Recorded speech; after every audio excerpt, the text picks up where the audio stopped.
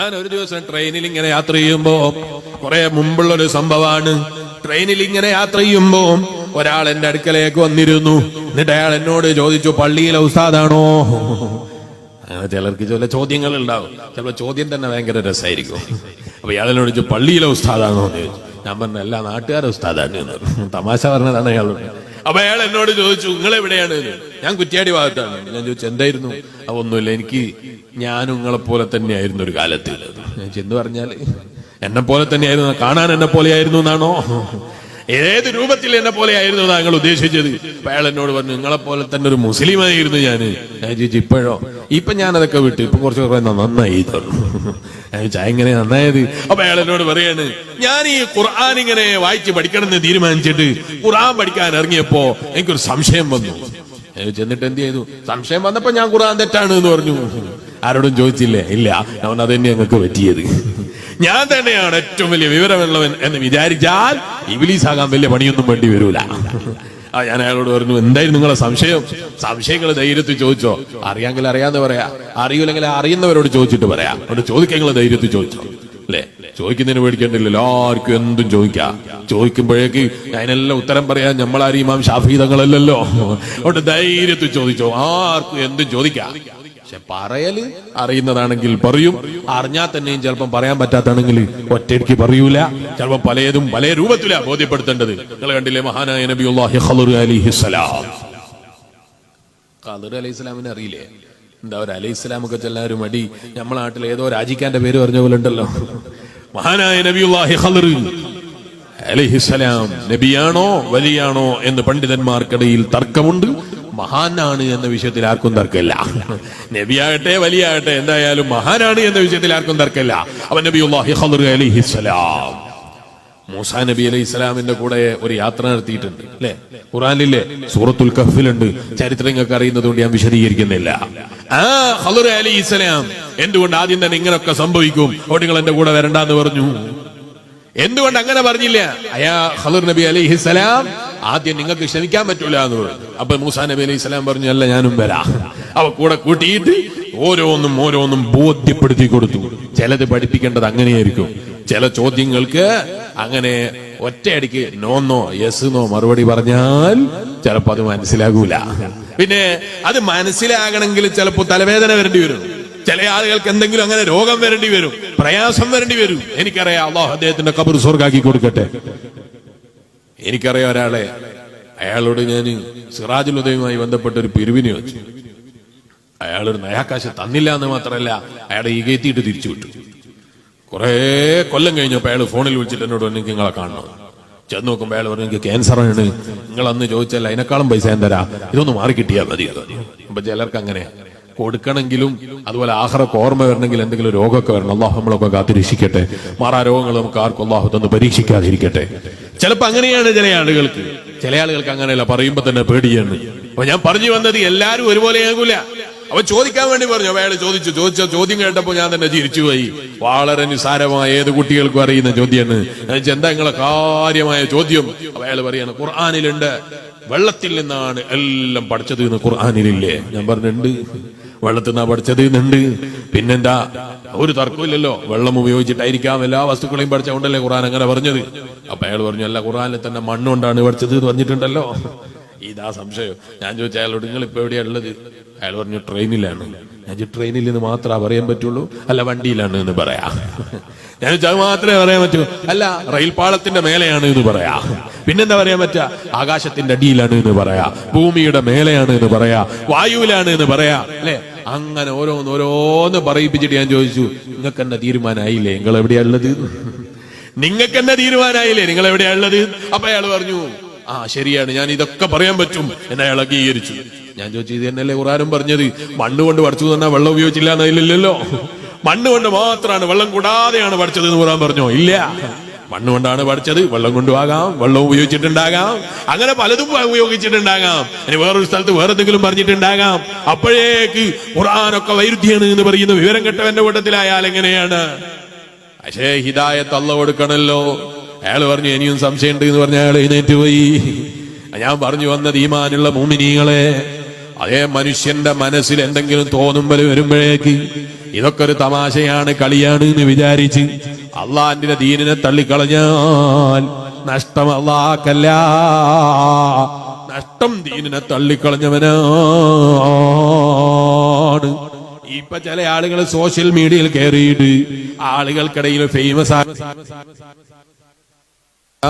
ജനങ്ങളുടെ അറിയപ്പെടാൻ, ജനങ്ങളുടെ ബഹുമാനം കിട്ടാൻ, അങ്ങനെയൊക്കെ ചില ആളുകൾ ഇപ്പൊ ഏതെങ്കിലും മതത്തിന്റെ വിരോധികളായി അഭിനയിക്കുന്നത് കണ്ടിട്ടോ, അവരെ വാക്കുകൾ കേട്ടിട്ടോ നമ്മളൊക്കെ ഇസ്ലാമിനെതിരാണെന്ന് പറയുന്നത് കേൾക്കുമ്പോ അത് കേട്ടിട്ട് ആസ്വദിക്കുകയോ അല്ലെങ്കിൽ തെറ്റിദ്ധരിക്കുകയോ ചെയ്യുന്നവരായാൽ നഷ്ടപ്പെടുന്നത് ഈമാനാണ്. അത് ചെറിയ സംഗതിയല്ലേ അല്ല. നഷ്ടപ്പെട്ടു പോയാൽ പിന്നെ ഖേദിച്ചത് കൊണ്ട് കാര്യമുണ്ടാകൂല. ലോകത്ത് ഏറ്റവും വിലപിടിപ്പുള്ള, ഏറ്റവും ബഹുമാനമുള്ള, ഏറ്റവും വലിയ ആദരവുള്ള അള്ള തന്ന നിഅമത്താണ് ഈമാന് കേട്ടോ. അള്ള ഈമാനോടെ ജീവിച്ച് ഈമാനോടെ മരിക്കുന്ന സ്വാലിഹീങ്ങളിൽ നമ്മളെല്ലാ മുഅ്മിനീങ്ങളെയും അവന്റെ മഹളായ ഫദ്ല് കൊണ്ട് അള്ള പെടുത്തി അനുഗ്രഹിക്കട്ടെ. പറഞ്ഞു വന്നത് മറന്നുപോയോ? മുമ്പ് കാലത്തുണ്ടായിരുന്നത് പലതും ഇന്ന് മാറ്റങ്ങൾ വന്നുപോയി, ഒരുപാട് പുരോഗമിച്ചു പോയി. അപ്പൊ നമുക്കിങ്ങനെ തോന്നുകയാണ്, അന്നത്തെ കാലത്ത് അതില്ലല്ലോ, ഇതില്ലല്ലോ, ഇന്നത്തെ കാലത്തല്ലേ എല്ലാ സംവിധാനങ്ങളുള്ളത്, എന്നിട്ടും എന്റെ മനുഷ്യനിങ്ങനെ പഴഞ്ചന ഇസ്ലാമുമായി നടക്കുന്നത് എന്ന് ചിന്തിക്കുന്ന വിവരം കെട്ടവനായാൽ, ചിന്തയില്ലാത്തവനായാൽ, ആലോചനയില്ലാത്തവനായാൽ. മഴ പെയ്യുന്നുണ്ട്, സ്പീക്കർ അവര് പോത്തു, അങ്ങോട്ട് നോക്കിയിരിക്കണ്ടില്ലല്ലോ. സ്പീക്കർ കുറെ ദൂരെ നിന്നൊന്നും വന്നല്ല, ഒരുപാട് ദൂരത്തുനിന്ന് വന്നാണ് പ്രസംഗിക്കാന്. ഞാനിപ്പൊ അങ്ങ് പോവുകയും ചെയ്യും, പോന്നവരെ എന്നെ കാണാൻ പറ്റും, സ്പീക്കർ അവിടെ തന്നെ ഉണ്ടാവും, നാളെയും വന്നാൽ കാണാം. അതുകൊണ്ട് ഇങ്ങോട്ടെന്നെ നോക്കണം. അള്ളാഹു നമ്മളെ പ്രവർത്തനങ്ങളൊക്കെ തമ്മിൽ നിന്ന് കബൂൽ ചെയ്തു തരട്ടെ.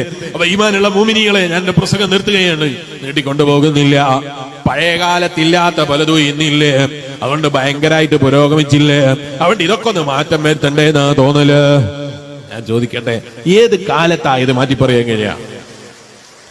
ഏത് കാലത്താണ് ഇത് മാറ്റി പറയാൻ കഴിയാ? ഞാൻ ചോദിക്കുന്നത്, 1400 കൊല്ലം മുമ്പ് ജീവിച്ചവർ അവരവിടെ നിൽക്കട്ടെ. നമ്മളെ ഉപ്പാപ്പാരോട് ചോദിക്കുക നമ്മള്. ഞാൻ കേട്ടിട്ടുണ്ട്, എന്റെ വാപ്പ പറയുന്നത് ഞാൻ കേട്ടിട്ടുണ്ട്. എന്ത്? വാപ്പാന്റെ കുട്ടിക്കാലത്ത് കല്യാണ വീടുകളിൽ ഗേറ്റ് അടച്ചു വെച്ചിട്ട് ആള് വരുമ്പോൾ ക്ഷണിക്കപ്പെട്ടവനാണോ എന്ന് ഉറപ്പ് വരുത്തിയിട്ട് ഗേറ്റ് തുറക്കുന്ന ഒരു കാലം ഉണ്ടായിരുന്നു എന്ന് എന്റെ വാപ്പ പറയുന്നത് ഞാൻ കേട്ടിട്ടുണ്ട്. അല്ലെ, അങ്ങനെ ഉണ്ടായിരുന്നോ? ഉണ്ടായിരുന്നു. ഉപ്പാപ്പാരത പറയുന്നുണ്ടായിരുന്നു, അങ്ങനെ ഉണ്ടായിരുന്നു എന്നാ പറയുന്നത്. കല്യാണത്തിന് വരുന്ന ആളുകളെ ഗേറ്റ് തുറന്നു കൊടുക്കുവാൻ അവര് വരുമ്പോ ക്ഷണിച്ചതാണോ അല്ലേന്ന് നോക്കിയിട്ട് തുറന്നു കൊടുക്കുന്ന ഒരു കാലം ഉണ്ടായിരുന്നു. ഞാൻ ചായന്തിനാ അങ്ങനൊക്കെ കഷ്ടപ്പെട്ടത്?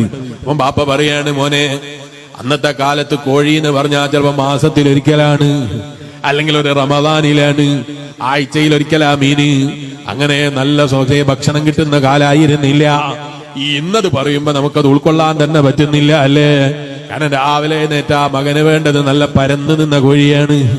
ഉച്ചയായാലോ അതേ ഉച്ചയായാ കിട്ടേണ്ടത് നല്ല എണ്ണയിൽ പൊരിഞ്ഞ കോഴിയാണ്.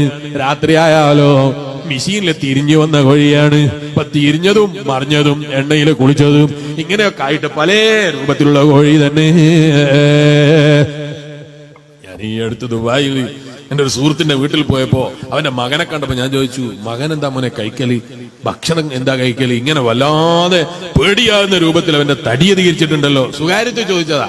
അപ്പൊ അയാൾ എന്നോട് പറഞ്ഞു, തടിക്കാതെ ഇരിക്കുള്ളൂ, ബ്രോയിലർ കോഴിക്ക് അടിച്ച മരുന്ന് തീർത്തു അവന്റെ ശരീരത്തിൽ ഉണ്ടാകുക, രാവിലെ ഉച്ചക്കും വൈകുന്നേരം കോഴി തന്നെ വേണം, വേറൊരു സാധനം വേണം, അവനെ തടിച്ചിട്ടില്ലെങ്കിലാ പറയേണ്ടത് എന്ന് പറഞ്ഞു.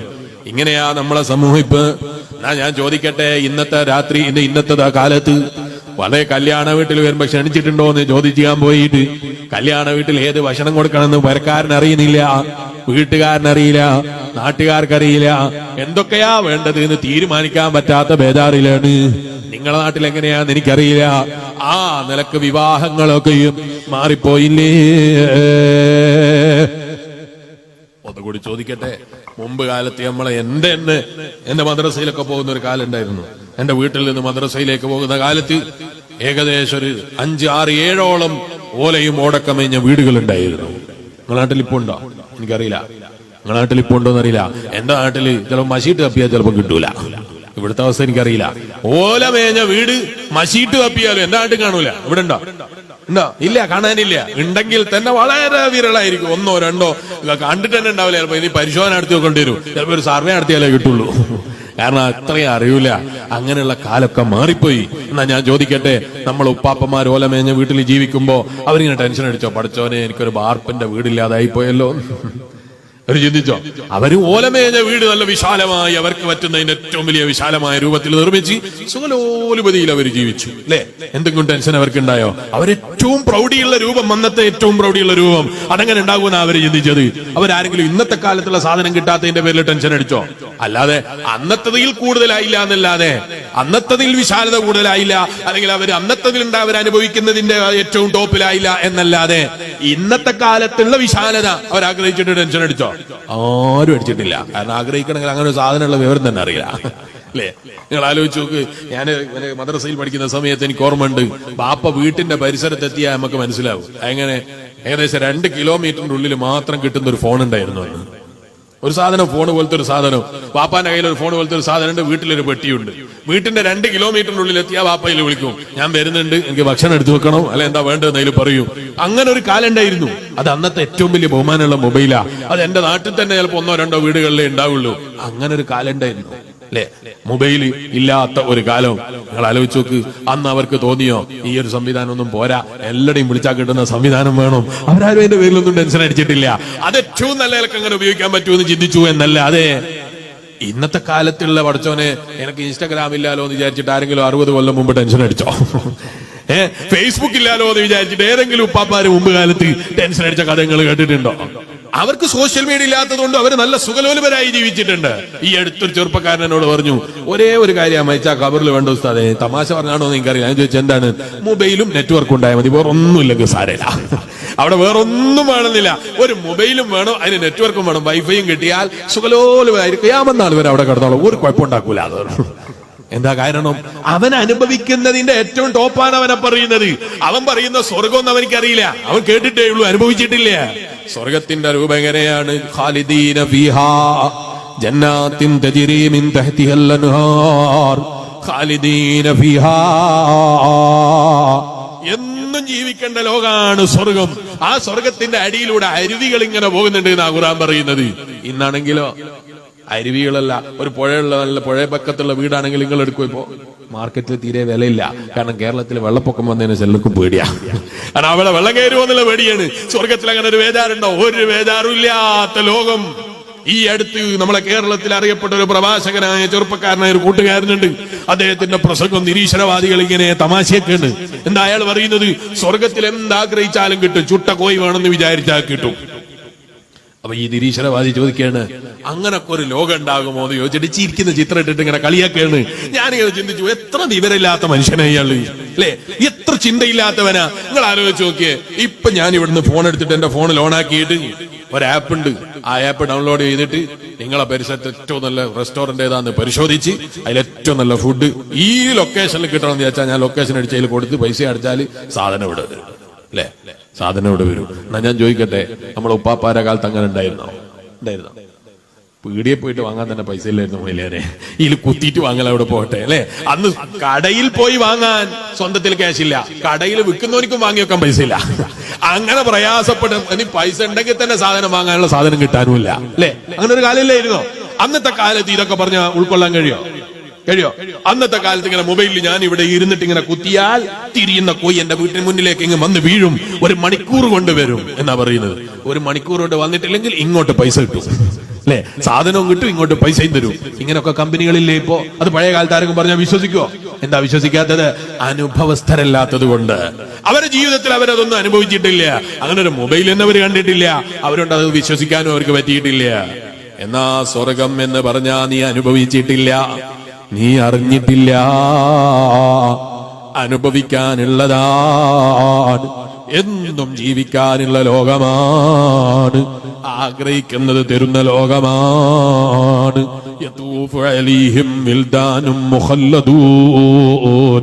അള്ളാന്റെ ഖുർആൻ പറയുന്നു, അവിടെയുള്ള മക്കളാണെങ്കിലോ അവർക്ക് മീശ മുളക്കലില്ല, പ്രായം കൂടലില്ല, കണ്ടാൽ അവരെ കൊണ്ടൊരു ബുദ്ധിമുട്ടുണ്ടാകലില്ല.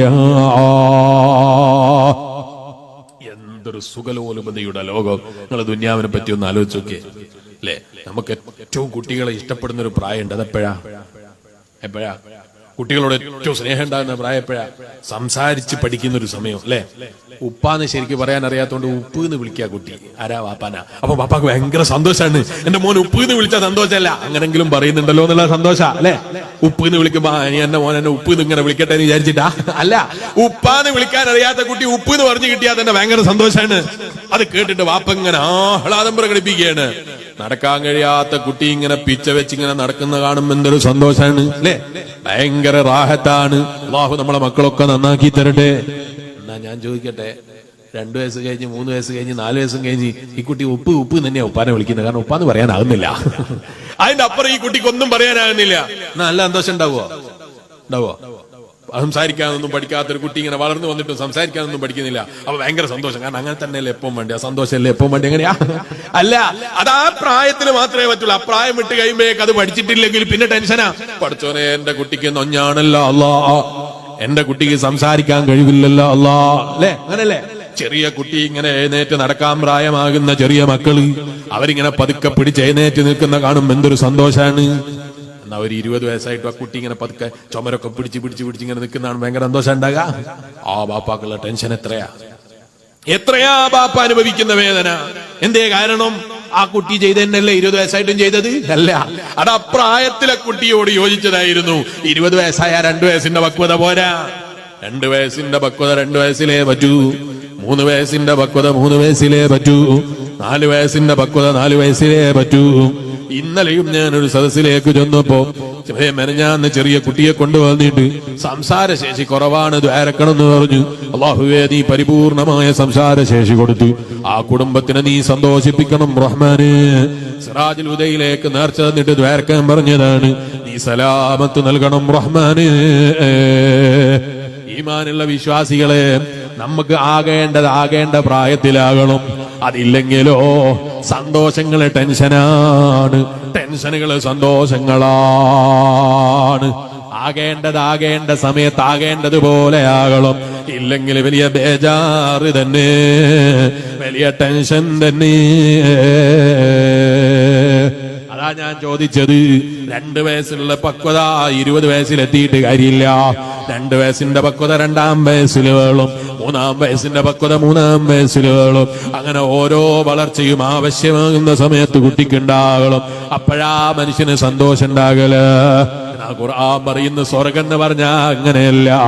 ആ സ്വർഗത്തിന്റെ പ്രത്യേകത യതൂഫു അലൈഹിം വിൽദാനും മുഖല്ലദൂൻ. ആ ചെറിയ മക്കളുണ്ടല്ലോ, അവർക്ക് മീശ മുളക്കലില്ല, ജലദോഷ പ്രശ്നമില്ല, പനി പിടിക്കലില്ല, ഇഷ്ടപ്പെടാത്തത് ചെയ്യലില്ല. ബാപ്പമാർക്ക് സന്തോഷം നൽകുന്ന മക്കള്, എന്നും സമാധാനം നൽകുന്ന മക്കള്, എന്നും റാഹത്ത് നൽകുന്ന മക്കള്, എന്നും സന്തോഷത്തിന് വേണ്ടി പ്രവർത്തിക്കുന്ന മക്കള്, ആ മക്കളായി നമ്മളെ മക്കള് മാറൂന്നാണ് ഖുർആൻ. എന്നും ഒരുപോലെ, ഒരു മാറ്റമല്ല. നന്ന് ടെൻഷൻ ഉണ്ടോ? ഇല്ല. അതിനാ സ്വർഗം എന്ന് പറയുന്നത്. അവിടെ അങ്ങനെ തന്നെയാ വേണ്ടത്. എന്നാ ബാപ്പാക്കും താടി നിരക്കുന്ന പ്രശ്നമില്ല. ഉണ്ടോ? ബാപ്പ അങ്ങനെ നിരക്കുന്ന പരിപാടിയില്ല. നിരച്ച രോമങ്ങളായിട്ട് മരിച്ച ആളാണെങ്കിലോ അയാൾക്കും നിരയില്ല, ചുളിവില്ല, പ്രയാസങ്ങളില്ല. ദുന്യാവിലോ അതേ വെളുക്കാൻ തേച്ചത് പാണ്ടായി പോവാണ്. അതാ ദുന്യാവ് എന്ന് പറഞ്ഞാൽ കറുപ്പിക്കാൻ തേച്ചതാണ്, ഉള്ളതും കൂടി നരച്ചുപോയി. കറുപ്പിക്കല് ഹറാമാണ്. താടി കറുപ്പിക്കുന്നതിന്റെ വിധി ഹറാമാണ്. രോമങ്ങൾ കറുപ്പിക്കുന്നതിന്റെ വിധി ഹറാമാണ്, പാടില്ലാത്തതാണ്. അതേ സ്ഥാനത്ത് നിങ്ങൾക്ക് മൈലാഞ്ചി തേക്കാം. അതേ സ്ഥാനത്ത് കറുപ്പിക്കുന്നതിന്റെ വിധി പച്ച ഹറാമാണ്. ഇരിക്കട്ടെ, ദുന്യാവില് പലതും തൊട്ടാലത് ചിലപ്പോ നമ്മൾ വിചാരിച്ചതുപോലെയല്ല, നമ്മൾ ആഗ്രഹിച്ചതുപോലെയല്ല.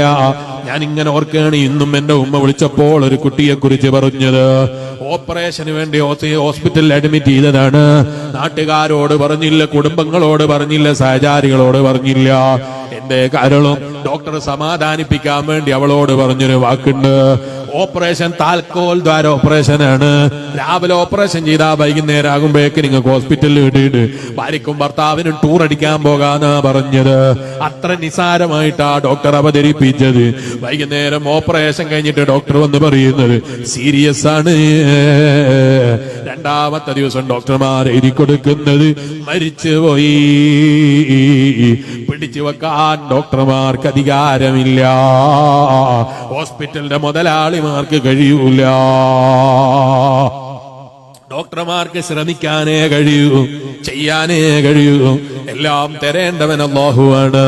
അതല്ലേ ഈമാനുള്ള വിശ്വാസികളെ, മുഅ്മിനീങ്ങളെ വിശ്വാസം. ഈ വിശ്വാസത്തിൽ അടിയുറച്ച് റബ്ബിന്റെ തൃപ്തി പ്രതീക്ഷിച്ച് ജീവിക്കുന്നവരാകണമെന്നാ ഞാൻ പറഞ്ഞതിന്റെ ചുരുക്കം. ഞാൻ എന്റെ പ്രസംഗം നിർത്തട്ടെ. ഇന്നത്തെ കാലത്ത് ചിലപ്പോ നമുക്കിങ്ങനെ തോന്നുകയാണ്, ഇന്നത്തെ IT യുഗല്ലേ മുസ്ലിയാരെ. ഇന്നത്തെ കാലത്തും അള്ളാഹിനെ വിശ്വസിക്കണം എന്ന് പറയുമ്പോൾ വല്ലാത്തൊരു ബേജാറ് തന്നെ. ഇന്നത്തെ കാലത്ത് പറയേണ്ടതൊന്നല്ലല്ലോ മുസ്ലിമീങ്ങൾ പറയുന്നത്. അല്ല, എല്ലാ കാലത്തും പറയേണ്ടതാ മുസ്ലിമീങ്ങൾ പറയുന്നത്. ഇന്നത്തെ കാലത്ത് എന്നല്ല, കഴിഞ്ഞുപോയ കാലത്തും അല്ല, വരാനിരിക്കുന്ന കാലത്തും അല്ല, എല്ലാ കാലത്തും പറയാനുള്ളതാ മുസ്ലിമീങ്ങൾ പറയുന്നത്. ഒരു മാറ്റമല്ല. IT അല്ല, ഇതിനേക്കാളൊക്കെ എത്ര പുരോഗമിച്ചാലും ഇപ്പൊ ഫോണിൽ കാണാനല്ലേ പറ്റുള്ളൂ, അല്ലേ? ഫോണ് കാണാൻ പറ്റൂലേ? ആരെ? അമേരിക്കയിലുള്ള ആളെ ഇവിടുന്ന് കാണാൻ പറ്റൂ, അല്ലെ? കാണാൻ പറ്റൂലേ? എല്ലാവർക്കും പറ്റൂ. ഇപ്പൊ കുട്ടികളും അല്ലെ ഉപ്പാപ്പാരും എല്ലാവരും പഠിച്ചു ഈ ഓൺലൈനിലൊക്കെ എങ്ങനെയാ കയറേണ്ടത്. കൊറോണ പഠിപ്പിച്ചു തന്നു, അല്ലെ? എല്ലാവർക്കും അറിയാം. ഇപ്പൊ കാണാനേ പറ്റുള്ളൂ. നീ കുറച്ചും കൂടി കാലം കഴിഞ്ഞാൽ അമേരിക്കയിലുള്ള ആളുകൾ ഇവിടുന്ന് തൊടാൻ പറ്റൂന്നാ. അതെങ്ങനെ വലിയരെ അനുഭവിച്ചാലേ പറയാൻ പറ്റുള്ളൂ. എനിക്കിപ്പം പറയാൻ പറ്റില്ല. മുമ്പ് കാലത്ത് കാണാൻ പറ്റൂന്ന് പലരും വിശ്വസിച്ചിരുന്നോ? തൊടാനും പറ്റും. ഇവിടുന്ന് തൊടുമ്പോ അവിടെ തൊട്ട സുഖം കിട്ടുമെന്ന് പറഞ്ഞാൽ അതും വിശ്വസിക്കലല്ലാതെ വേറെ നിർവാഹമില്ല. അപ്പോഴൊന്നും ദീനിന്റെ നിയമത്തിന് മാറ്റില്ല എന്നാ ഞാൻ പറഞ്ഞത്. അല്ലാഹുവിന്റെ ദീനിന്റെ നിയമം ഏത് കാലത്തും ഒരേ ഒരു നിയമം, ഒരു വ്യത്യാസവുമില്ലാത്ത നിയമം.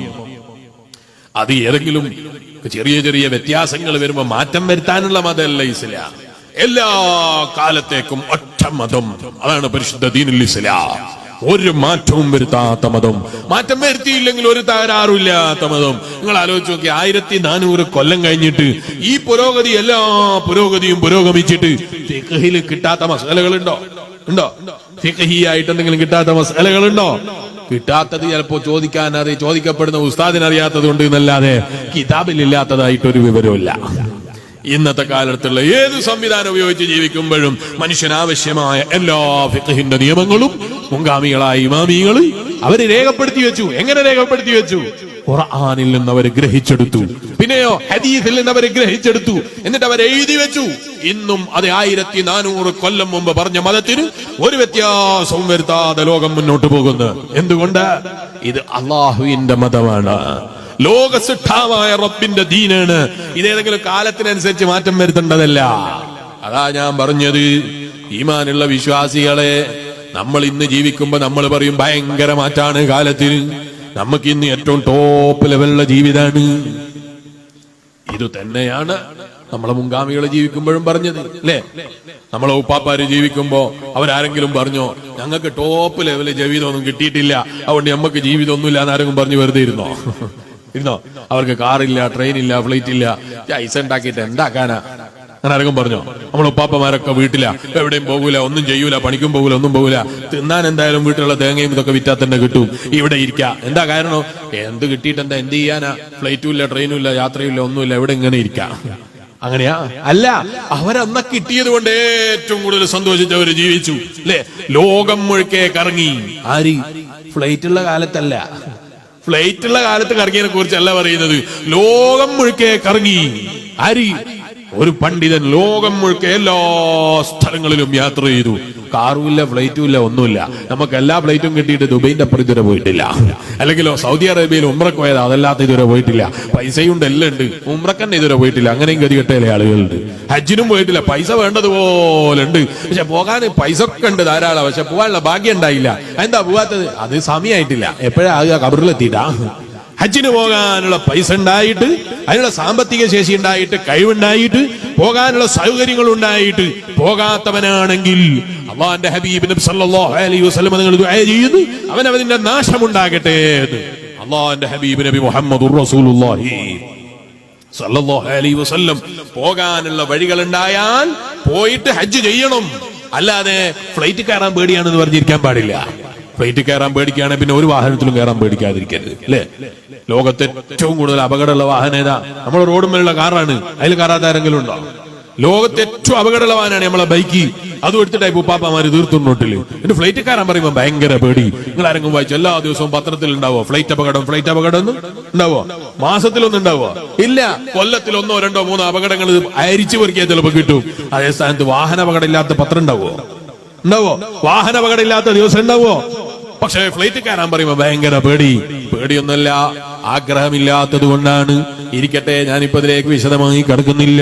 ഈമാനുള്ള വിശ്വാസികളെ, ഹജ്ജിന് കഴിയുന്നവരാണെങ്കിൽ പോകണം, ഉംറക്ക് കഴിയുന്നവരാണെങ്കിൽ പോകണം. എന്തിന്? ടൂറടിക്കാനല്ല, ലോകസിട്ടാവായ റബ്ബിന്റെ പ്രീതി പ്രതീക്ഷിച്ച് പോകണം. ആ റബ്ബിന്റെ തൃപ്തിക്ക് വേണ്ടി യാത്ര ചെയ്യണം. അത് ആഖിറത്തിലേക്കുള്ള വലിയ സമ്പത്താണ്. ഒരു മനുഷ്യന്റെ ജീവിതത്തിൽ അവന്റെ അനിവാര്യമായി അവൻ പഠിച്ചിരിക്കുന്നതും അവന്റെ ഇസ്ലാമിന്റെ പൂർത്തീകരണത്തിനും അനിവാര്യമായതാണ്. ഞാൻ എന്റെ പ്രസംഗം നീട്ടിക്കൊണ്ടുപോകുന്നില്ല, നിർത്തട്ടെ. ഈമാനുള്ള വിശ്വാസികളെ, ഞാൻ പറഞ്ഞു വന്നത്, അന്നത്തെ കാലത്ത് ജീവിക്കുമ്പോ അവരേറ്റവും നല്ല ടോപ്പ് ലെവലില് സന്തോഷത്തിലാ ജീവിച്ചത്. ഇന്ന് നമ്മളും ജീവിക്കുന്നത് അങ്ങനെ തന്നെ. എന്നാ വരാനിരിക്കുന്ന ഒരു കാലത്തെ കുറിച്ച് ഞാൻ പറഞ്ഞില്ലേ?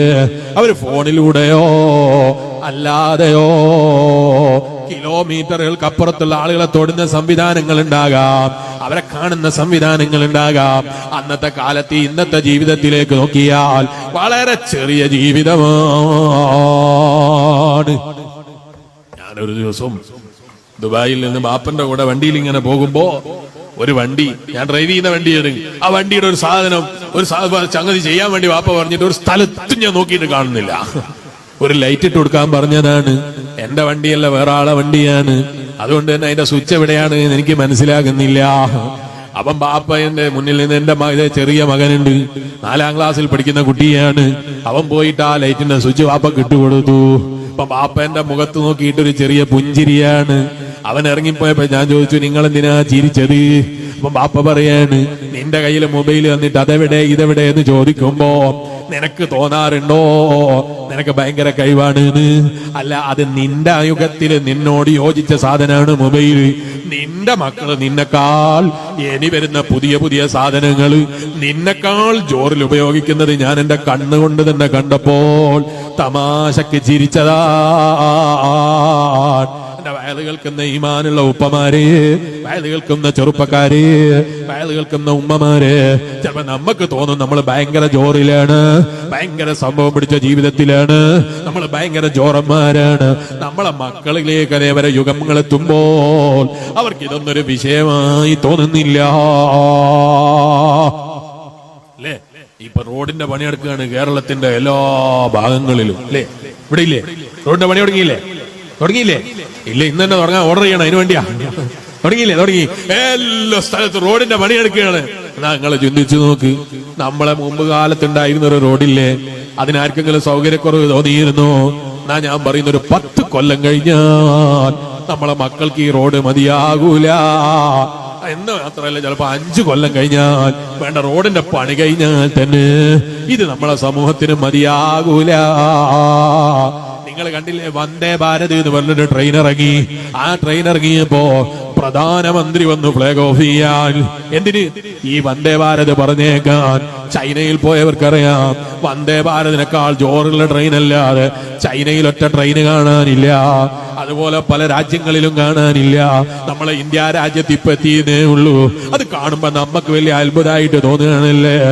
അതിനേക്കാൾ എത്രയോ മുന്നേ നമ്മളെ മറികടന്ന് പുരോഗതി നേടിയ ഒരുപാട് രാജ്യങ്ങളുണ്ട്. 500 കിലോമീറ്റർ 4 മണിക്കൂർ കൊണ്ട് ഓടിയെത്തുന്ന മിതേക്ക് ട്രെയിനുകളുണ്ട്.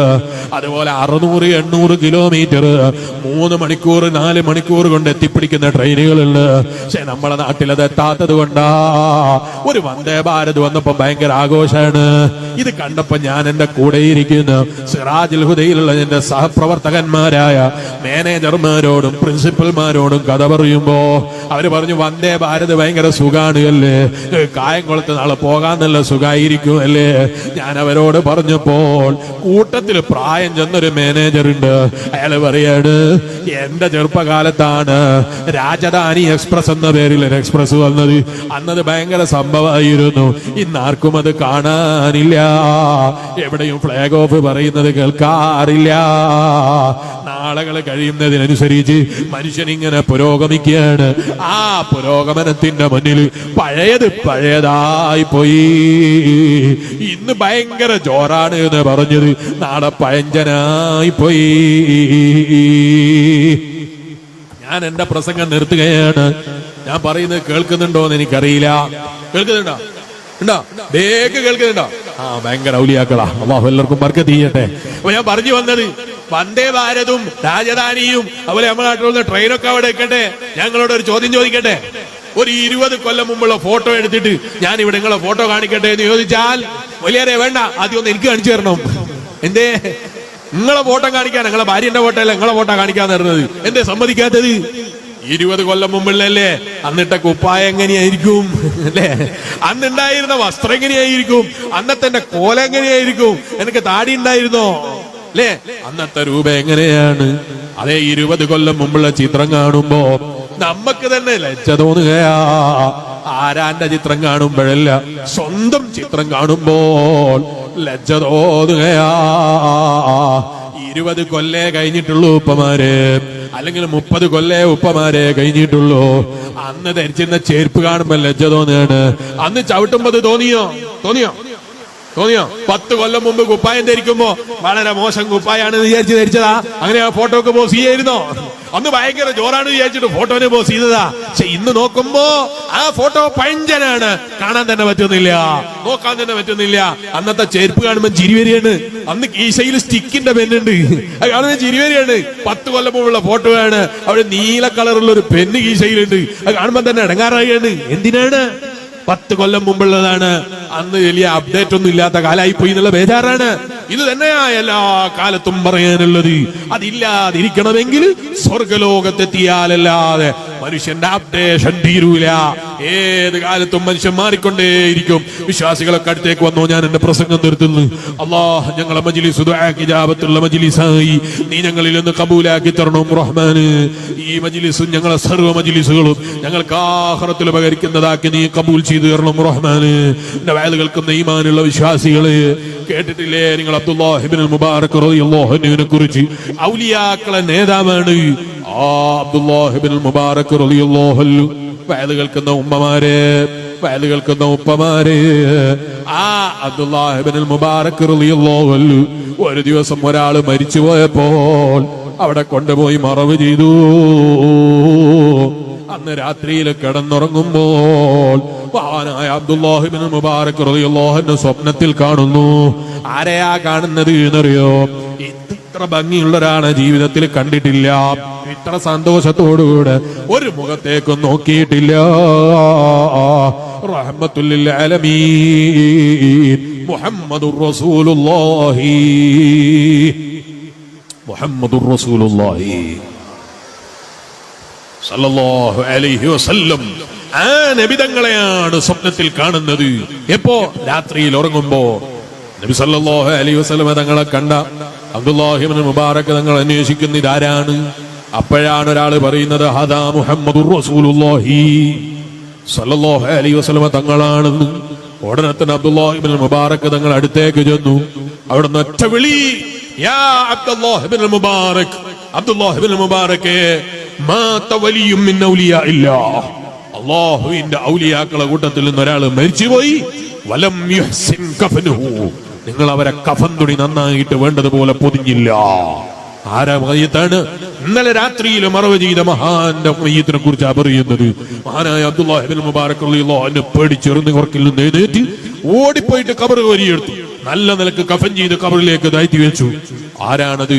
മഹാനായ അബ്ദുല്ലാഹി ഇബ്നുൽ മുബാറക് റളിയല്ലാഹു അൻഹു ദുആക്ക് ഇജാബത്ത് കണ്ട, വെറും അടിമയായി ജീവിച്ച, സാധാരണ കണ്ടാൽ ആരും നോക്കാത്ത മനുഷ്യൻ.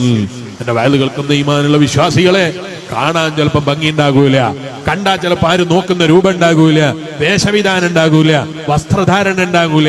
അങ്ങനൊക്കെ ജീവിക്കുന്ന അല്ലാഹുവിന്റെ ഔലിയാക്കള് അവർ അള്ളാഹിന്റെ അടുക്കൽ വലിയ ദർജയുള്ളവരാണ്. അതുകൊണ്ട് എല്ലാവരും അങ്ങനെ ദർജയുള്ളവരാണ് എന്നല്ല, അങ്ങനെ ജീവിക്കുന്നവരെ കൂട്ടത്തിലും അല്ലാഹുവിന്റെ ഔലിയാക്കളുണ്ട്, സ്വാലിഹീങ്ങളുണ്ട്, മഹാന്മാരുണ്ട്. ഇവിടെ നമ്മൾ ആരെയും മികഴ്ത്താൻ പോകരുത്, ആരെയും ചെറുതാക്കാൻ പോകരുത്, ആരെയും കുറ്റപ്പെടുത്താൻ പോകരുത്. നോക്കിയാൽ തീരാത്ത പോരായ്മകള്, പറഞ്ഞാൽ തീരാത്ത കുറ്റങ്ങള്, എണ്ണിയാൽ തീരാത്ത വീഴ്ചകള് നമ്മളെ ജീവിതത്തിൽ ഒരുപാട് പറയാനുണ്ട്. അത് കണ്ടെത്തിയിട്ട് നമ്മളെ ജീവിതത്തെ നന്നാക്കാൻ വേണ്ടി ശ്രമിക്കണം. എന്നിട്ട് ആഖിറത്തിന് വേണ്ടി ജീവിതത്തെ തിട്ടപ്പെടുത്തണമെന്ന് മാത്രം ഈ സമയത്ത് ഓർമ്മപ്പെടുത്തി ഞാൻ എന്റെ വാക്കുകൾക്ക് വിരാമം കുറിക്കുന്നു. അല്ലാഹ്